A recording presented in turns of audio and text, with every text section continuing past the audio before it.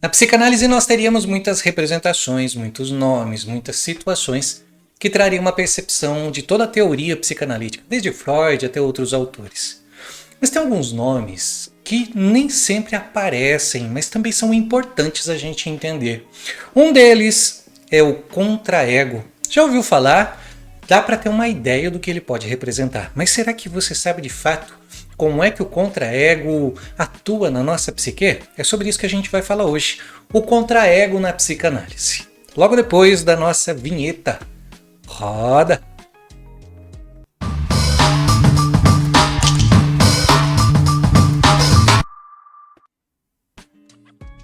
Na psicanálise, a psique humana é baseada numa interação entre as instâncias.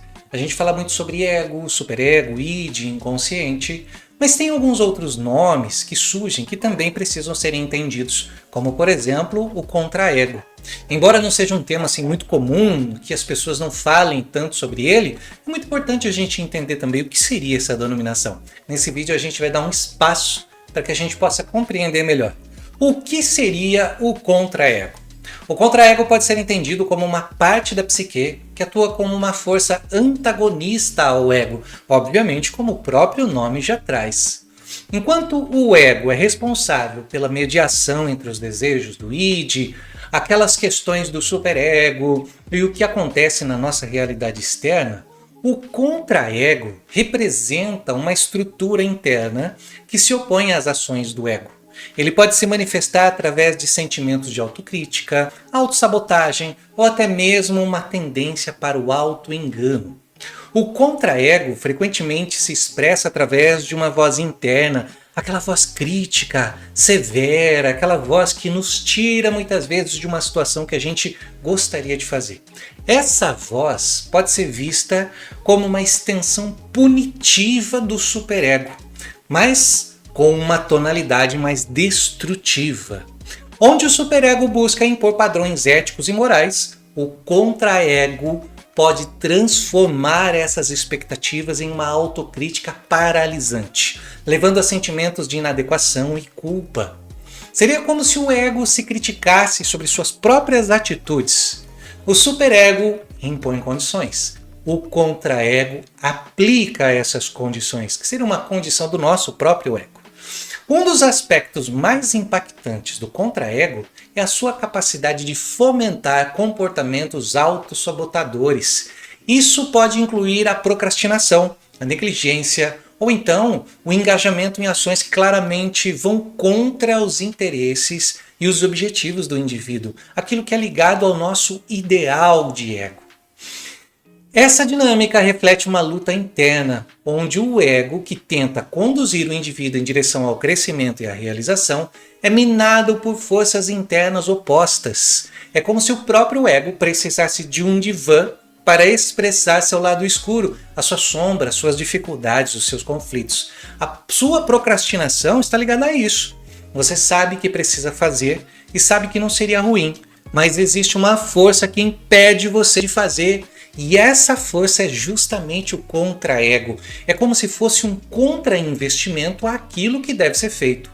O contraego pode também operar através do autoengano, onde o indivíduo racionaliza ou nega aspectos da sua realidade ou até mesmo do seu comportamento, da sua forma de ser, para evitar determinadas situações.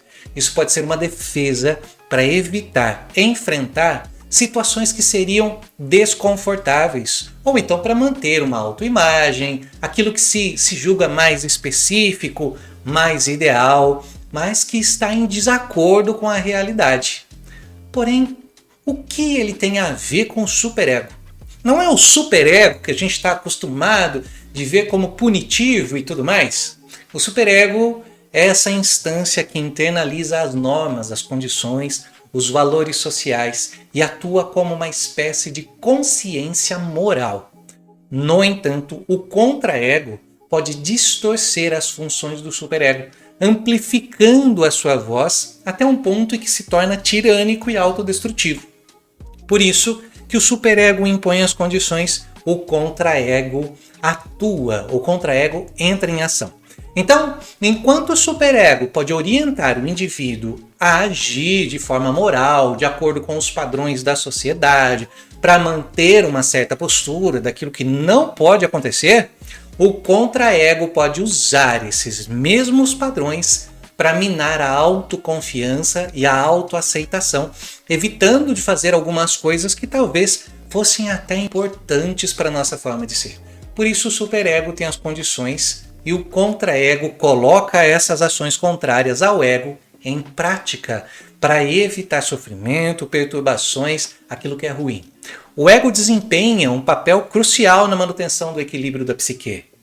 Ele é um mediador que deve negociar entre os impulsos primitivos, principalmente aqueles impulsos mais longínquos que a gente tem, que vem do id, ou aliás, do nosso inconsciente, mas impulsionados pelo nosso id, as exigências que muitas vezes são rígidas e que vêm do superego, e as limitações impostas pela realidade externa. Ou seja, vem algo do nosso inconsciente, tem uma percepção superegóica daquilo, se faz parte de uma moral, ou se deve ser conduzido ou não, mas também se esbarra nas questões da realidade externa, que pode apresentar muitas limitações, porém o desejo vai acontecer.